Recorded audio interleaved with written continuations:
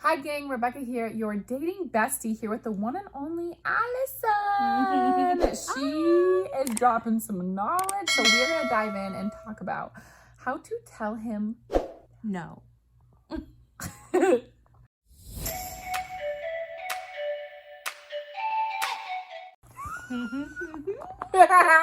Hi gang, I'm here with my one and only Alley Cat.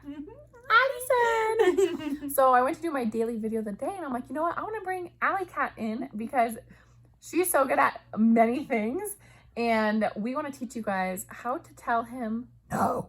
No.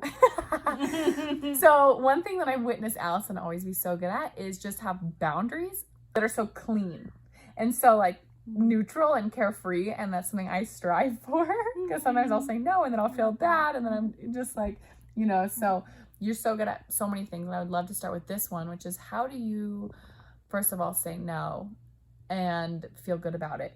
I know that's a big question, but you can start with whatever you think. Yeah, I always live by the say yes as much as possible. That is really important to me, but anytime that you say yes, it should be aligned with something that is meaningful to you or some sort of goal to you. So when I say no, I feel good about my no's and I stand in my no's because it isn't in alignment with something that I'm doing in my life or something that I want in my life. And I'm also really good about looking at experience that I might have had before and remembering when something might be similar to a situation that is bringing up feelings and going, you know, I've felt this before or I've seen this before and I don't like the direction it's going. And so instead of going that direction and then finding out that I need to turn around, I'm just not going to waste that time and I'm going to gracefully bow out ahead of time. Okay, this is good. So now I'm thinking about how the woman can apply this in dating, right? So it's like if you're dating and all of a sudden you know that you want, say, you believe in a certain religion or, you know, you have a certain religion and you want a man who is of the same religion and you tend to then entertain a man who is not, right? Or maybe you want a spiritual man, you don't want a religious man, whatever it is.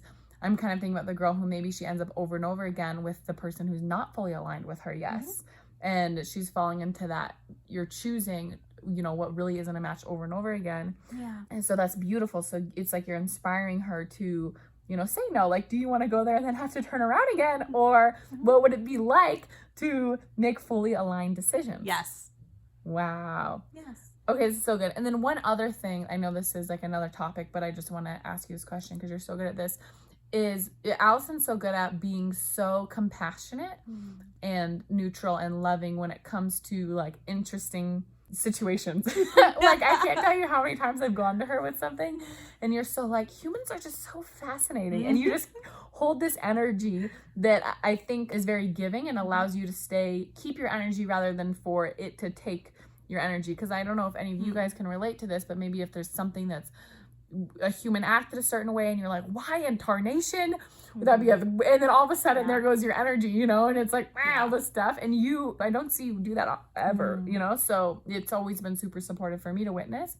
And I'm curious if you have any sort of tips or anything you can say to the woman, and as she's talking, what's cool is you guys can apply this to if you have any interesting dating experiences or even in your relationships to apply it into your relationships as well. Certainly, I believe that everybody is strange when they're a stranger, right? Everybody has reasons that they do the things that they do. So when I see somebody do things that is strange to me, I just think that there's definitely a reason that they're doing that.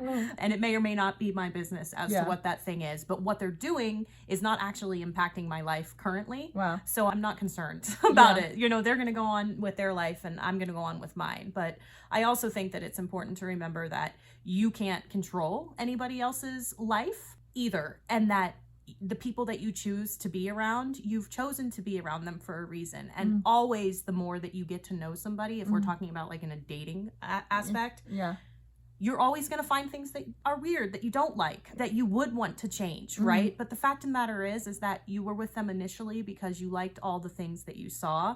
And just because you got to know more about them and found some things that you didn't like, as long as those things that you don't like aren't stacking up to be more than the things that you do like, then you just love the things that you love and you let go of the things that you can let go of. If it's a total deal breaker, you know, like you said, I mean, you know, when it's ethically or morally like not okay with you, that kind of thing is going to weigh you down, and ultimately I don't think it will work. But if it's something that you can just sneezes wrong, right, just get over it, right, laugh about it. That's really, you know, wow. You know so me. let it go. Let it go. Only we can Like we're sing, feeling "Let some it Frozen go." coming on here.